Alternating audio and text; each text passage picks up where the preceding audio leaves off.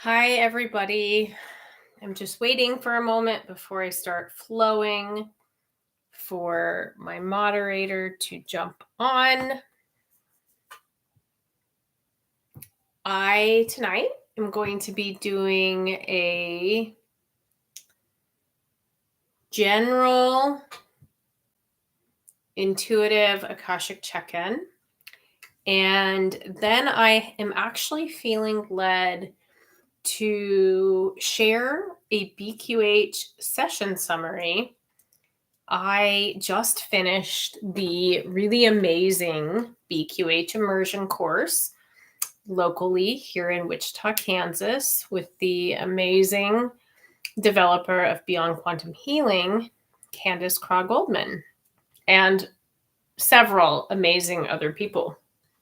And while typically my lives here with you thus far have been more focused on my Akashic work, I thought, given the great week I had, I would like to share a little bit more about BQH. And I do have a Beyond Quantum Healing playlist here on my YouTube channel. I think there's maybe 4 or 5 videos that you're welcome to check out. These are shorter session segments. In fact, there are some of my own session segments and then 3 or 4 client session segments as well. And more will be added very soon. So if you would like to look at any energy work with me, links are provided in my channel information, and I would be honored to work with you. And so I'm going to start by talking to you about kind of general Akashic flow. Now, I've already been working on setting the container with my moderator and dear friend and energy collaborator. And I'm actually going to go ahead. I'm feeling guided to read the decree. And I'm going to grab my notebook. Give me just a moment. It feels important tonight. For anybody who's not familiar with what I'm talking about, this decree and declaration is something that I wrote for energy work, and I use it as needed. There's always a container. There is always protection. We wrote this together, Mike and I, right before our Sunday small group several months ago. And it feels appropriate for today. I decree and declare that this container is created, infused, and protected by the essence and light of Creator, Great Spirit, the Holy and Divine Mother, Father of the Cosmos. I call in and thank with everlasting gratitude Yeshua as the living embodiment of the Spirit of the Christ and the archetypal Dark Mother who is the womb and tomb and the feminine Christed energy. I thank you for your modeling of the way, which is the compassionate, awakened heart. We thank all the ancestors, both past and future, of those present today for their space-holding support and loving guidance. However, I do declare that only ancestors who have come an appropriate amount in their journey of evolution can assist in guiding or directing the session and flow in any way today. We are here to activate and build upon the wisdom codes that are every cell of these bodies as we presently embody the sum total of all who came before us and all who will come after us. As such, in gentle yet firm declaration, all siphoning ancestral spirits or other earth-bound disembodied humans that are confused or in distortion, all non-human intelligence and AI tracking that is being used for malevolent intent without consent, demonic oppression, suppression, possession, and or alien oppression, suppression, possession, and walk-ins, and any kind of implant or attachment that is not serving the highest good of those present will be guided to the appropriate place for those energies that they are composed of, in or out of time and space, or space and time, for proper neutralization and reamalgamation into the one of Source throughout our session together today. And with this, I'm going to just seek access, consent to flow more consciously in conscious awareness with the primary substance of the Akash, which is spirit, in a collective way. Because I work so closely with the Akashic records, the true and quantum Akash, I am always connected to it, as are you. But I'm always kind of flowing, and it is an area or an aspect from which I receive significant information and divine guidance. However, when I am doing a formal session or a reading, even just a little collective thing like this, I do always seek permission for the highest good of all involved, and that the information that flows through me will be delivered the way Great Spirit intends the transmission activation to be, and attune to each person's vibrational frequency and needs in each moment.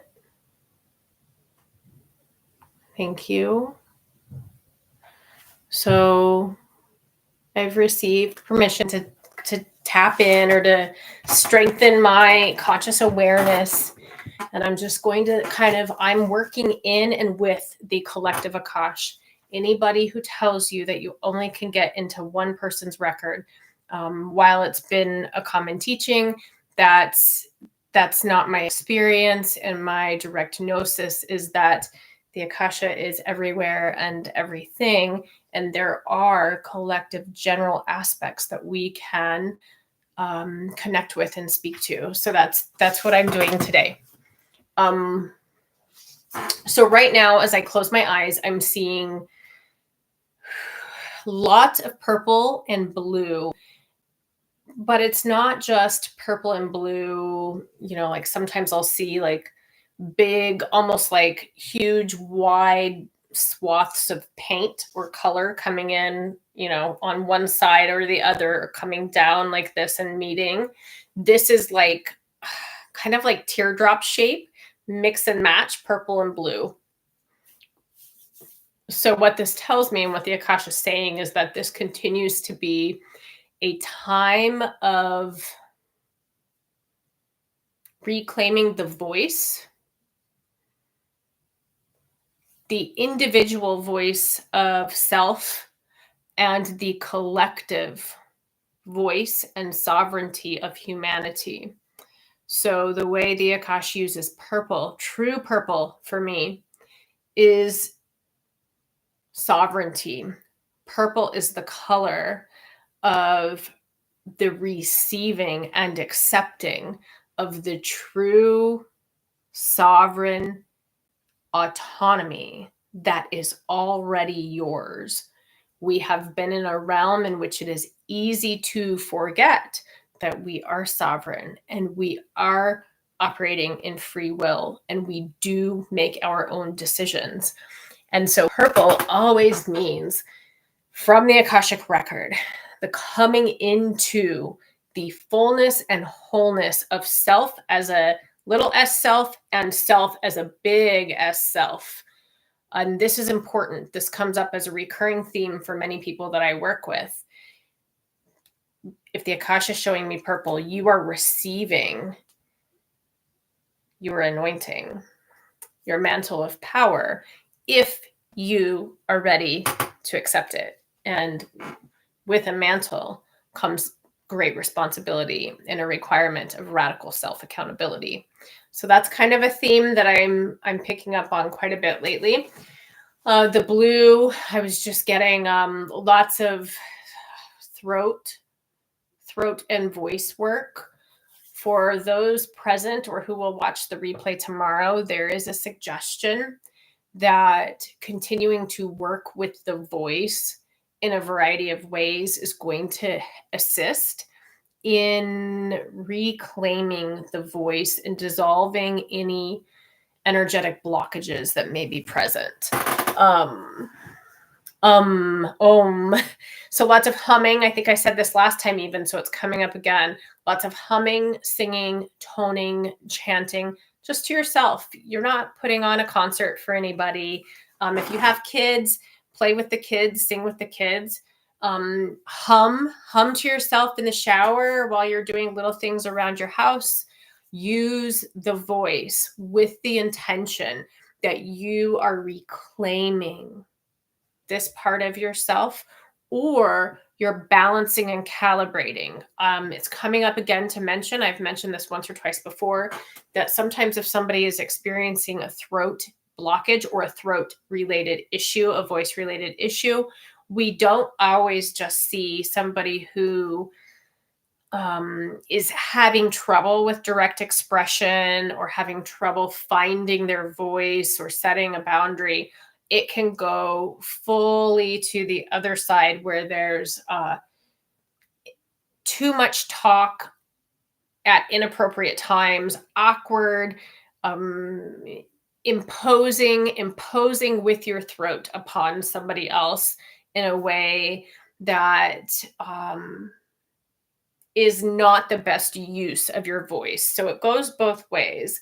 And I'm seeing that people present or who will watch this later could be evaluating their own life and their own experiences for how the reception of the cosmic solar codes that I see as purple that are related to sovereignty, royalty, and regality, keeping in mind that royal isn't about anything, it's not about anything here on earth, the royals. No, it's about receiving the power and the presence that is the love of your sovereign self, and then living that.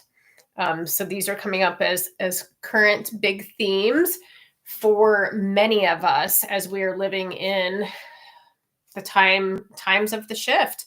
Like, we are in an intense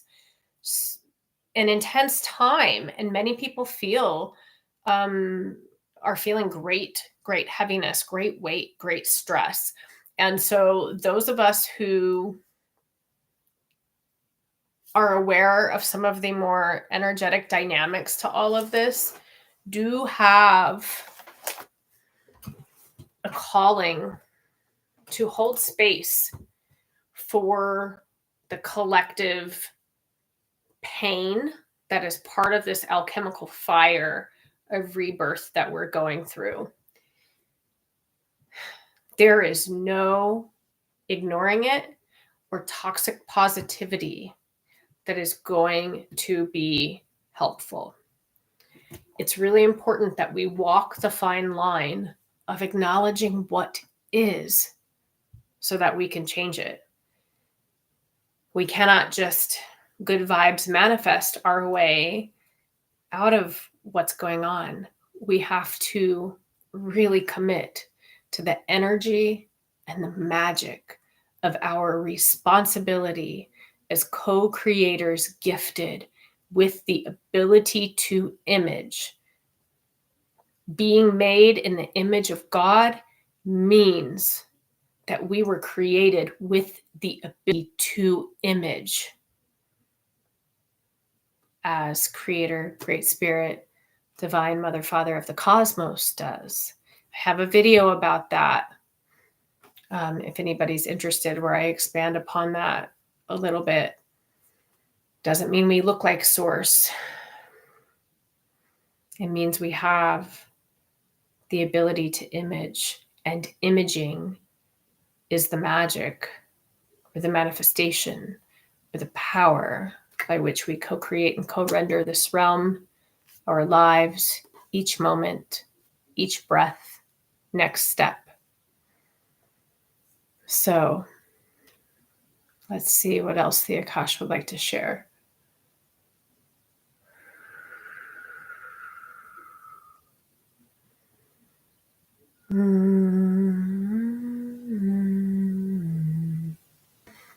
Really need to hum. You're reminding me that I need to hum more. Thank you. Message received. I will hum more.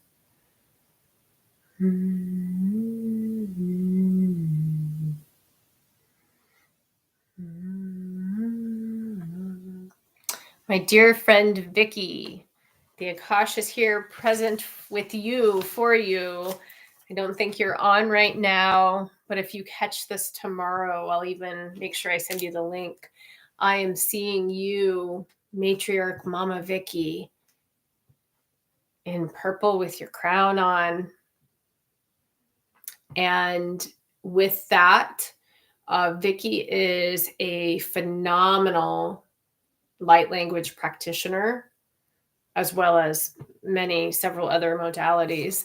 And I'm just being shown Vicky with her cosmic light language transmissions and her dancing hands. So her light language is not just voice; it is also hand and body movement. And I have had the great honor of interpreting for Vicky at times when we work together with joint clients and interpreting the light language healing. And I'm just being shown the work that is being done by not just my friend Vicky, but by many, many people who are working in similar ways. You do not have to be on social media or public with what you're doing. That's what the Akash is wanting me to say right now. You can live your life and do your work in this regard. I'm being shown work that my friend that I mentioned is doing in New Mexico right now, just by being present. I was sent to Alaska 4 times in 1 year to be present with the land because there was important transmission and land work that I was doing both consciously and unaware. So I'm just being shown, wanting to encourage everybody to make sure you are connecting deeply with nature, even when life is busy. Carve out some time, even if it's just a few minutes. In fact, we were talking about this at immersion a little bit yesterday or today. If your life is so busy that it is difficult for you to get outside for grounding, there are activities that I would recommend. I mean, even 5 minutes outside to connect with nature and do some grounding can be monumentally beneficial. If you are unable to ground on the land, the Akash is reminding me and wants me to transmit that grounding in the water is also very important. So for those who have a bathtub, I recommend, and the Akash typically has me tell clients that multiple baths a week for water grounding is super important. I usually do anywhere from 4 to 7, just depending on the week, salt baths. I like to do herbal baths as well. So I'll do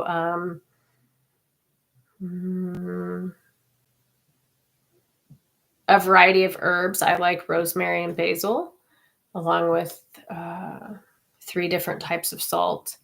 And the water, the consciousness of the water as an aspect of both the Akash and source, which are aspects of, the Akash is part of the Godhead. The water will connect with you and you will ground in and with the water and be strengthening your intuitive abilities as well. So if you do not have a bathtub, make do with what you can. I'm seeing, shower, but make it a ceremony. For the last year and a half, the Akash has been talking to me about making small everyday things ceremonial and ritualistic. So if you just have a shower, that's okay. Get some salt, do a salt scrub, set your intention, make it a prayerful time of connection and meditation.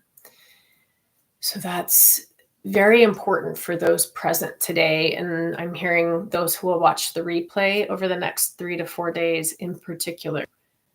If you can't ground on the land, please connect with and ground into and with the greater consciousness of water. It is, the Akash would like me to add, it is important to do both. And ideally, one would spend a little time outside and in the water, even on days that are busy. So if you're having a really busy day, if you can even step outside with your shoes off for 5 minutes, for 3 minutes, and do like a salt scrub, an oil anointing, whatever it may be, in the shower or connected deeply with the water in the bathtub, this is ideal at both energy clearing the self, and connecting with the earth, the water consciousness, and the divine that uses these elements to speak more clearly to us. So that's coming up as helpful, important activation transmission for those present today.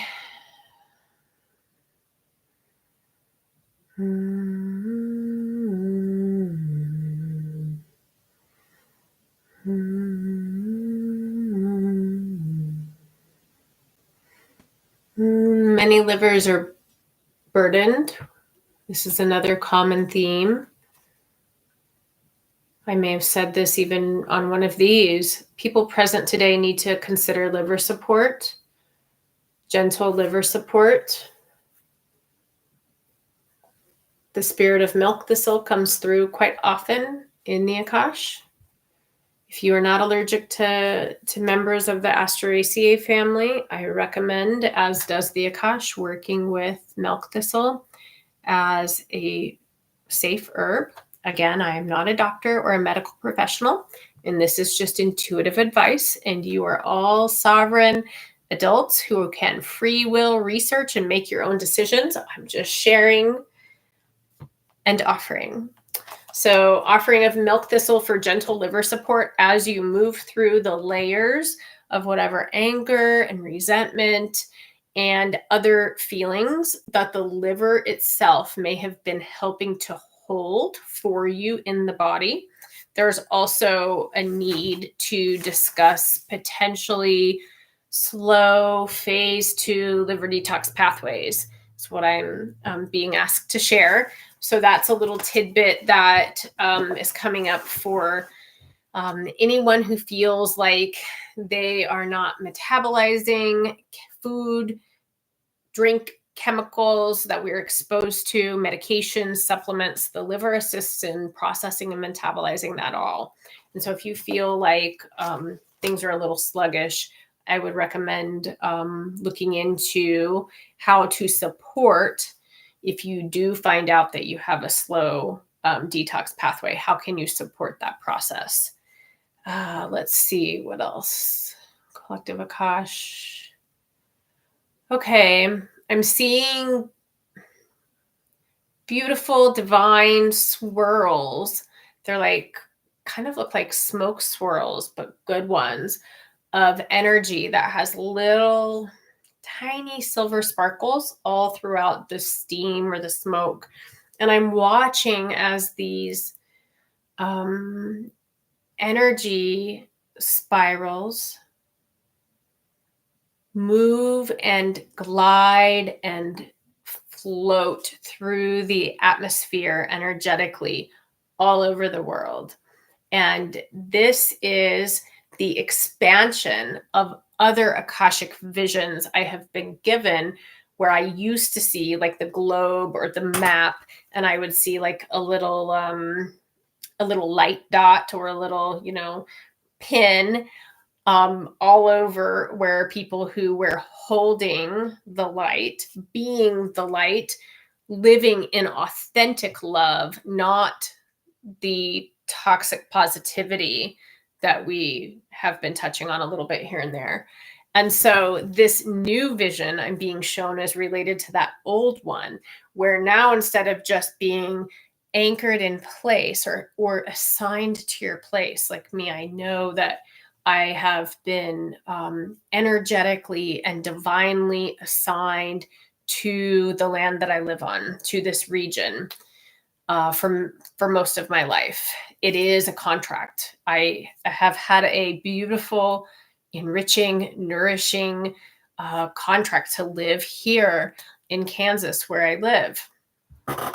So I'm seeing that we have had some expansion, and all of these, what used to be like stationary light dots, are moving through the world, and more connections with one another are being made. And these connections are to be nurtured and cultivated because they are so important right now.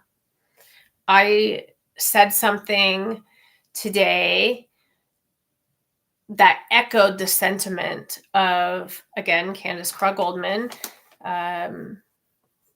BQH developer and amazing quantum healer, said earlier in our BQH immersion course. And that is that this work is the most important work in the world right now.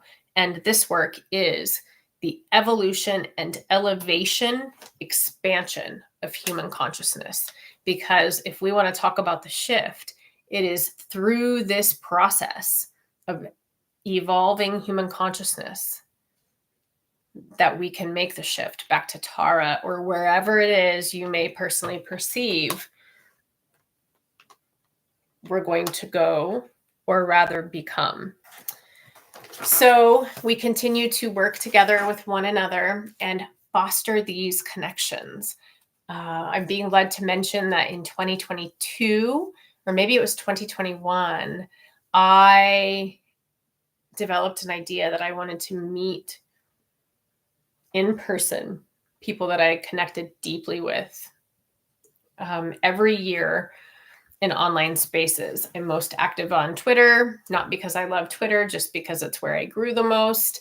And so it's where I spend most of my time, online time. But I have also made so many amazing friends and connections, and have now had the privilege and honor of being able to come together with several of these people. And the Akash would like me to mention that these are the types of connections that we need to continue to work together to build and to grow and to make a priority in this lifetime that we're having, where it's very easy to be on the phone all the time and feel more lonely than ever. It's very easy to be connected nonstop with a constant scroll, but it's much more difficult because of that to cultivate the most deeply meaningful connections with people. And so walking that balance, and for me, part of that balance has been using deep discernment to determine who my people are, who is my soul family, how can I connect with these people. We support one another. Frequently when I see people who are lonely, a phrase the Akash was wanting me to share with you is that you have found family. Found family is possible for everybody. And even if your family of origin is not around or not available for nourishing, deep connection, you can find your family. It is here and available for you. I'm sure of it. Also, I am being nudged to mention that the redemption path is available for everyone. And the redemption path being available for everybody is why we cannot give up. And it is also why we cannot box those who have harmed into a damnation timeline. It is in doing that that we further damn ourselves. And I have had to walk a fine line on this because I know that there are energy extraction, parasitic entities, energies, and systems at play here. However, I also know that there is a redemption path available in each moment to every one of us. And my friend, the Energy Collective of Toth in the Akash, both wanted me to share that with you. And so with that, since Shelly is here, is it okay if I just briefly mention our session the other day? If she's here and present, I'm going to end the Akashic energy check-in and transmission, and we're going to talk a little bit about BQH now, if that's okay. Yeah, so I'm just going to wait.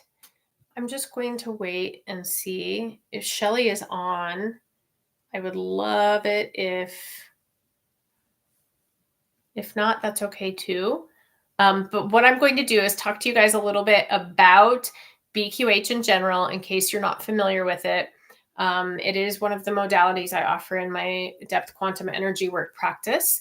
And I think I will start by reading a session summary. So BQH stands for Beyond Quantum Healing.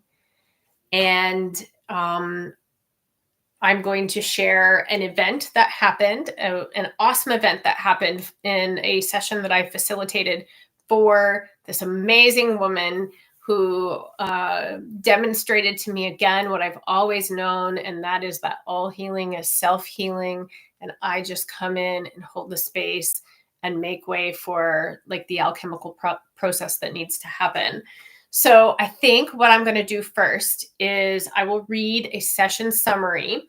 That's maybe you might say like a little bit of a more, it's more typical of a regression. This particular session summary that I'm going to share involved a client going back to like what we might think of as past lives. I typically call them quantum lives because I think it's all now somehow. But I'm going to read this and then I will share a little bit about an amazing event we experienced at BQH Immersion this week. So Beyond Quantum Healing is a consciousness exploration modality that Candace Craw-Goldman developed. It is a phenomenal, fluid, flexible, and gentle way to go quantum exploring and facilitate deep healing for the self and learn more about one's soul's experiences. So I'm going to read a summary. And this was from a session that I did in January of 2024. And it was a really neat session. So upon arriving at the relevant time and place in the experience, the client saw he was in a multi-dimensional hall outside of time and space as we know them here. Client encountered Jesus in this special place. Jesus pointed and showed client an ancient village. The client zoomed in and saw a statue of a golden lion and a large stone statue of a man, and was given the word or name Colossus. The scene switched and client found himself approaching a building that looked and felt similar to the Parthenon. It was a place of knowledge, philosophy, and spirituality. He was very happy to be there. He met a loved one in this location that he immediately knew as someone from this life and reality. The two people were so happy to be reunited. A short time later, a cataclysmic landslide occurred that the client's loved one had intuitively predicted months prior. They had been warning all the people who lived in the path of the predicted landslide to seek safety elsewhere, and many people ignored the warnings. This event was tragic and affected the client and his loved one quite dramatically. Client then experienced visiting a magical, sacred spring in the same general location with this loved one. At this point, there was a scene change, and the client found himself in a prehistoric time. He was in a hut fashioned from bent saplings with layers of furs completing the structure. This was immediately known as a very dense reality, much denser than the one we are existing in now. His village had been destroyed with extreme violence and carnage. This young teen boy and his little brother were the only survivors. They were on their own and had managed to find food, and they had enough furs to stay warm in the very cold winter. The grief of the loss of parents, community members, and everyone he'd ever known aside from his brother was very fresh. But they were safe. They had shelter, food, fire, and each other. The requirements. They were resilient and did not give up. The younger brother of this scene was immediately known to the client as his actual older brother in this life. The client's expanded higher self explained that this life iteration was shown to illustrate the extreme resilience that the brothers demonstrated when all the odds were stacked against them. It was further made clear to the client that these individuals are early members of his existing family line. Had they not endured, persevered, and chosen to thrive, this lineage would not have continued. Client is most certainly able to navigate through any of the difficulties that may present in this now life, and so is everyone else who is reading or hearing this. Your ancestors did the same thing, per the client's expanded higher self. I was supposed to transmit that exactly word for word. They had me stop and make sure I wrote it down just the way the higher self said. So this is just a sample of what the client experienced in this BQH session. There was quite a bit more that was personal and confidential, and this was the part I felt comfortable sharing, as there is in all sessions. And as always, I'm sharing with client permission to help illustrate some of what might be experienced in a BQH session. And again, I just wanted to add a couple little things. We did not know what Colossus was.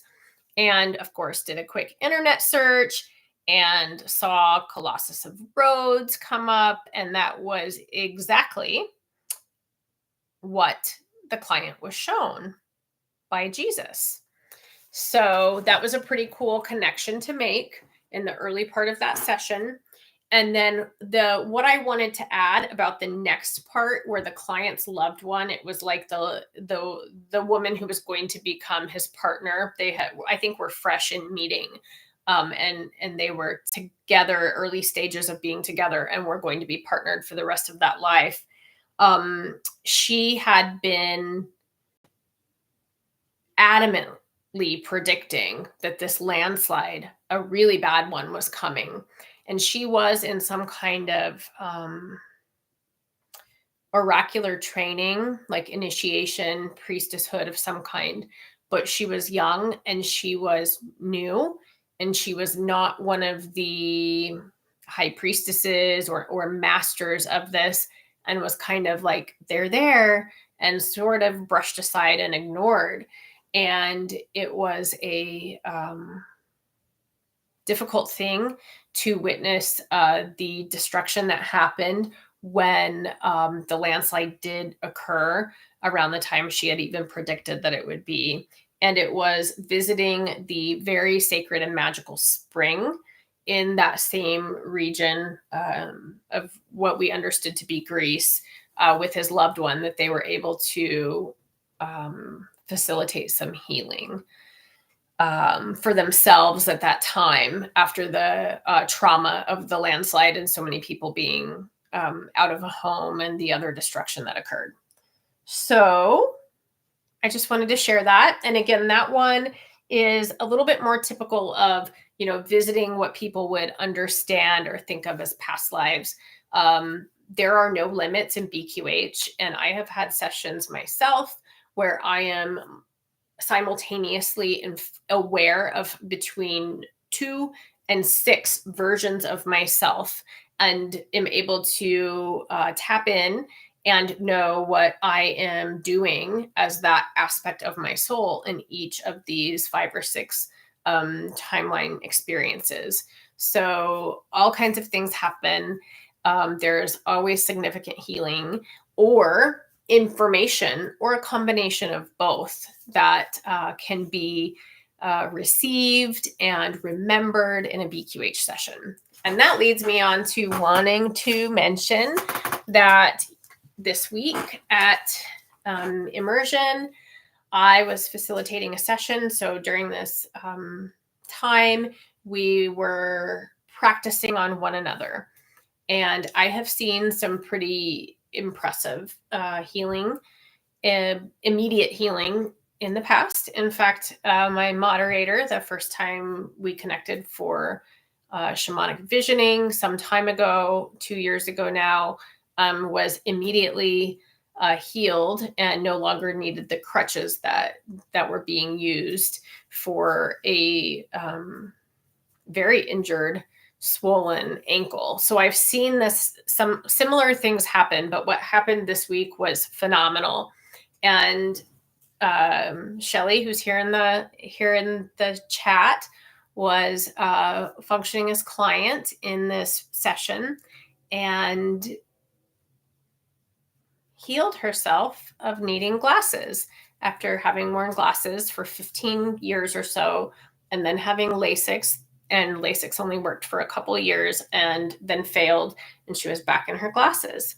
And it was amazing. It's amazing. She realized, I think maybe 30 minutes after the session, that she didn't need them anymore and she could read. And from quite a distance, she read something on the TV screen that was in small print from about, 12 feet away. And we were just amazed. And there was a lot of symbol, like there was a lot of information, whether it was words or energetic information that she received, and healing that she actually facilitated for herself. And it was quite magical. And it was such an honor to bear witness to that. And a really, really special thing. So I hope that, Shelly, if there's anything you want to add, feel free to type it. But it was just phenomenal. And now she's realizing, she said it actually felt like the glasses were the film over her eyes.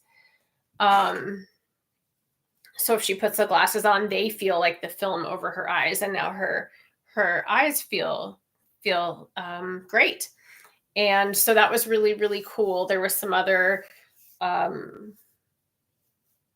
health related, vision, eye related things that were looked at, and a lot of interesting, helpful information was pulled through, or she accessed a lot of interesting information that was helpful to her. And so BQH is a really great way to connect with the self, the higher selves. I like to call, I like to say expanded. You'll hear me say expanded selves quite a bit because of trying to depolarize high is good and low is bad, when that's not always the case. I like to say expanded self in my work. But anyway, the expanded self came in with lots of information. And I guess I wanted to touch on, like, before we begin to wrap up for the evening, I wanted to touch on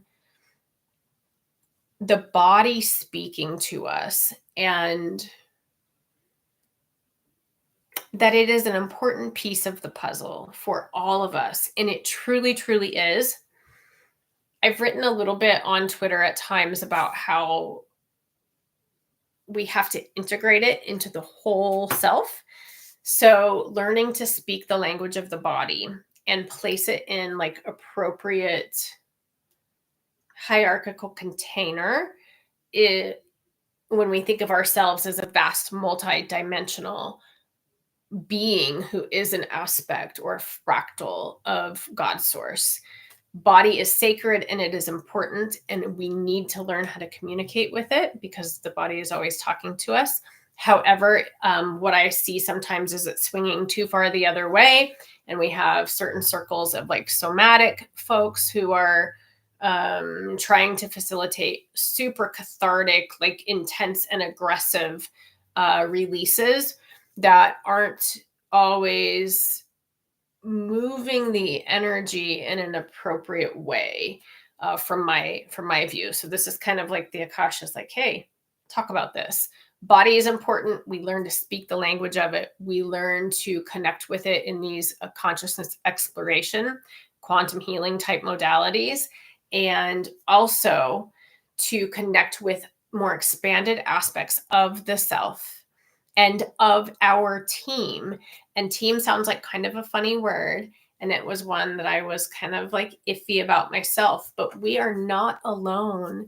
and we have wonderful guidance and support when we want it. It does not ever barge in on you. It does not ever violate your consent. So if you are looking for support, support can be available to you. You just have to ask for it, for the highest, most benevolent, original source energy and beings. You're not inviting in any harm. You are inviting cosmic, angelic, whatever word works for you, assistance and support. I'm